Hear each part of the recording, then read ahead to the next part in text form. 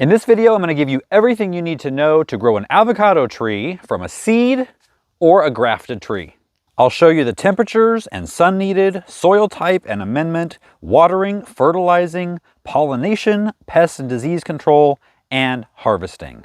Like I said, everything. We'll start with a seed. As a California kid growing up with avocado trees, we would always sprout seeds the traditional way with toothpicks and a glass of water. Just take 3 toothpicks and poke them into the seed enough where it's not going to pull out easily, then sit it in a glass of water.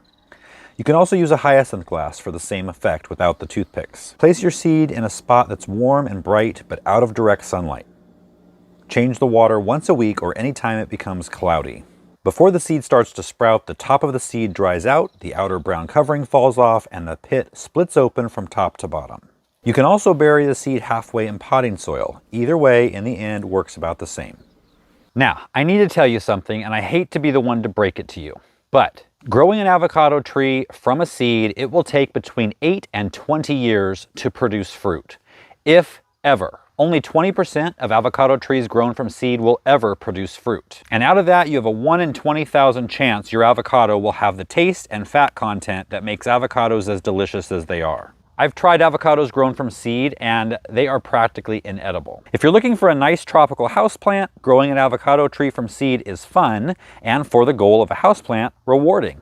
If you're looking to grow an avocado tree to harvest avocados, you want to buy a grafted tree. It's well worth the investment considering the seed alternative. Assuming that you're here to grow an avocado tree to eventually harvest avocados, I'm going to show you how.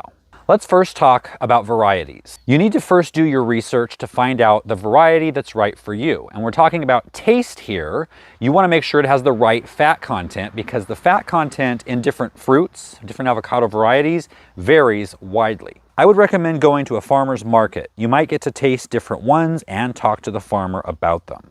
Or you could go to Google. There just won't be any tasting involved, but some varieties grow larger than others, so you can find the one that's right for your size of space. They're also harvested at different times if that's important to you. This variety I'm planting today is a reed, and it has a very tall, narrow, almost columnar type of growth habit. You harvest it in summer and fall. It's large, it's round, and it almost has a fat content similar to Hass, which is one of the most popular varieties. I'm eventually going to be planting 2 more trees, a Hass and a Fuerte. Now between the 3, they all have different harvest times. So when I've got all 3 in production, I will be able to harvest avocados 365 days out of the year. So let's tackle the elephant in the room, temperature. Avocados are considered tropical or subtropical. If you don't live in one of those climates, it is possible to grow them and get them to produce under grow lights, but it will require more work and vigilance. Avocados do best at moderately warm temperatures between 65 and 85 degrees Fahrenheit, and they like a moderate humidity. Once established, they can tolerate short periods of temperature down to 32 degrees or even down to 28 for really short periods of time. Below that, and you're out of luck. So we're talking zones 9 to 11. So let's get to planting. The best time to plant an avocado is March through June. Now here I am planting an avocado in August, but I do need to get it out of this pot. The reason it's not great to plant your avocados in the hotter months is because in the summer months, avocados, especially small ones, have more of a problem absorbing water quick enough to match the heat that is bringing the moisture out of their leaves. And so they do have a tendency to get burned a little bit easier.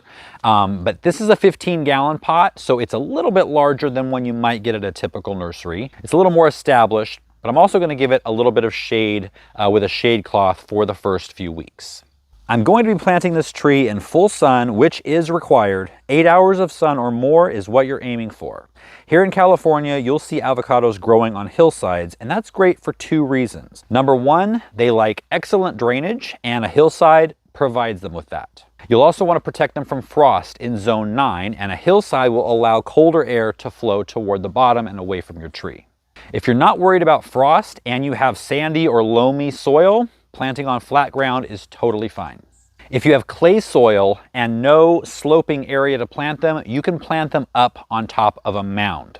The mound should be about 1 to 2 feet high and 3 to 5 feet in diameter. Here we have excellent drainage, great soil, but we do straddle zone 9B and 10A. So we do get a little bit of frost, but most of it travels to the lower side of our property and out across the street. So for us, a hillside isn't really needed, but we're planting on one just because this is where we want the avocado tree. So you want to dig a hole as deep as the current root ball. That being said, I have a big hole here because we had an avocado tree planted here that got killed by a gopher. So this time we're using a gopher basket. I'll leave a link in the video description on how to make these. Avocado trees thrive with a soil pH of 6 to 6.5. You don't want to amend the hole with compost or gravel. You want the roots to really get in there and from day one get used to your soil and just be able to put their roots out and become established. Avocado trees have a very sensitive root system, and so they need to be disturbed as little as possible through the transplanting process. Now here's the best way to do it. Cut the bottom off of the pot with a box cutter. Try to examine the roots. If it's root bound, tease them out and clip any roots going in circles around and around the pot. Then cut a slit up the side of the pot and remove the pot that way. Place it in the hole with or without a gopher basket and backfill with your native soil. Avocado trees are shallow rooted with much of its feeder roots in the top 6 inches of soil, and we don't want those roots drying out. So we're going to mulch heavily over our drip irrigation tube. We'll talk about water next. But this mulch will save water, seeing that avocado trees are very thirsty. And you want to use an extra coarse wood chip style mulch. You want a 6-inch layer of mulch all the way around the tree, about 2 feet out from the trunk, and you want to make sure that you leave some space between the mulch and the actual trunk. So like I said, avocado trees are thirsty. They need to be watered maybe 2 to 3 times a week in their first year. Mature avocado trees need about 2 inches of water per week during the summer. They like a consistently moist root run, but do not like to be sitting in a swamp. You especially want to make sure they're well watered in July or August. If you let them dry out at that time, you're going to get a lot of fruit drop.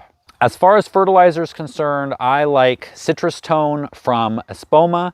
It's great for citrus, but also works well for avocados. And follow the directions on the bag because it depends on the size of your tree. That depends on how much fertilizer you want to give it at any particular time. It's a common mistake to think you need 2 avocado trees for good pollination. Avocado flowers are self-fertile, meaning they will do just fine with 1 tree. Now, if you're growing on a commercial scale, you're probably going to want more than 1 tree to boost production. But if you're growing for a household, 1 tree is going to suit you just fine. There are type A avocados and type B avocados, and that's just describing how the flowers open. Type A avocados bloom with their female reproductive parts available first and do so in the morning. Type B avocado flowers also open in the morning, but in their male phase. Then each of them pull a switcheroo, and the flowers open as the opposite sex the following day in the afternoon. So if you're not growing for commercial purposes, you don't need to worry about that at all. And if you are growing for commercial purposes, just mix up your trees. But if you're growing for commercial purposes, you probably already knew that. The first year, you're going to be really excited because your tree's going to start to bloom and you might even get some small fruits on there. But don't get too excited because they'll probably all fall off. Don't get concerned though, that's totally normal. They will start to set and hold their fruit about 3 to 4 years after planting, depending on the size of the tree. This one, we probably have a couple years to wait. There are some pests and diseases to watch out for. The first one is giant whitefly. Now, they're not that much bigger than regular whitefly, but they are bigger. They'll start to show up in March, and the leaves will start to look black and sticky. You might even develop some long white beards hanging underneath the leaf. That's the whitefly. There are a couple things you can do. The first is a natural solution where you release a whitefly predator into the area. These giant whitefly came from Mexico, and in Mexico they have the predators naturally there, but here we don't. So here we need to release their natural predator, and one of their natural predators is the Delphastus beetle. There's also a non-stinging parasitic wasp, and I'm not even going to try to pronounce the name, but I will put it right here on the screen. If you provide moisture in your garden and lots of flowers for pollen, these predators only need to be released once and they will hang around, reproducing new generations year after year. Avocados are very susceptible to Phytophthora root rot. I got it in the first try. A thick mulch will protect against that. If it's really bad, you can apply a pound of gypsum per month around the root zone and water it in. Following these steps will give you tons of fruit for years and years to come. Want more amazing fruit? Click this video right here to learn how to grow citrus in the ground or in pots. I'll see you next time.